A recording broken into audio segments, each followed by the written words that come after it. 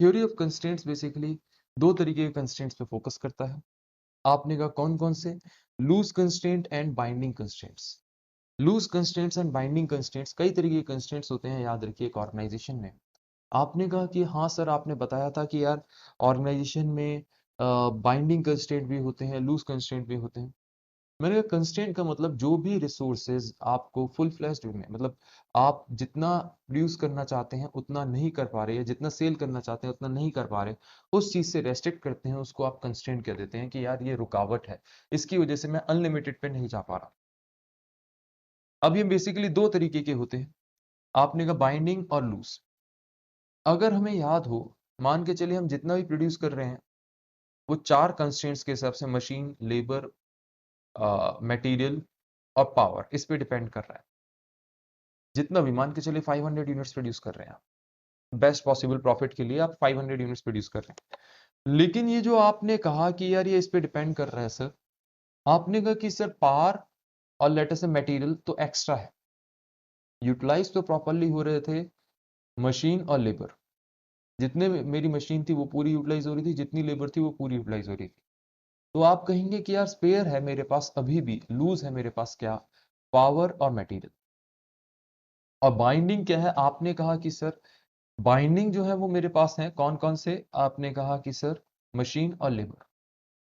अब जो binding constraint में सबसे ज्यादा इंपॉर्टेंट कंस्ट्रेंट है, जिससे सारे पूरी ऑर्गेनाइजेशन, पूरी जो प्रोडक्शन की स्पीड डिपेंड कर रही है, उसको हम कहते हैं ड्रमर या फिर बॉटलनेक। उसको हम कहते हैं ड्रमर या फिर बॉटलनेक।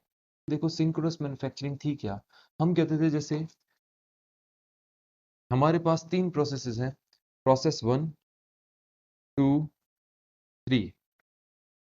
फर्स्ट की स्पीड लेटर से 50 है, सेकंड की 20, थर्ड की 60, मतलब 60 यूनिट्स प्रोसेस कर सकता है एक आवर में।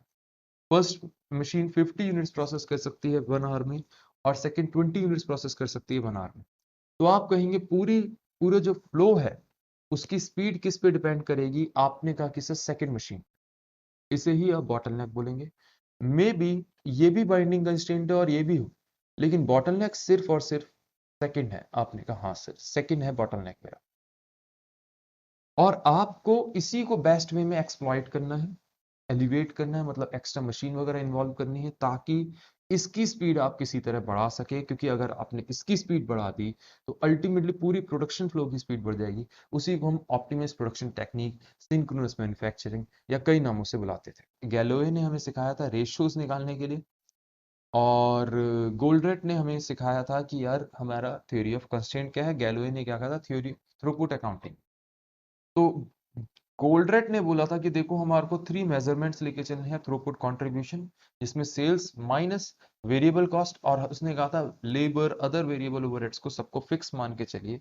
ये उसने अज्यूम किया था। उसने कहा था क्योंकि हम जब लेबर वगैरह एक्स्ट्रा होती है, लीन में भी हमने समझा था, तो उसको निकालते नहीं है, रेदर हम क्या करते हैं उससे छोटे मोटे और काम कराते रहते हैं। तो लेबर और वेरिएबल ओवरहेड लगता ही रहता है, they are no more variable, they are fix in nature, वो बिहेव कर रहे होते हैं फिक्स की तरह।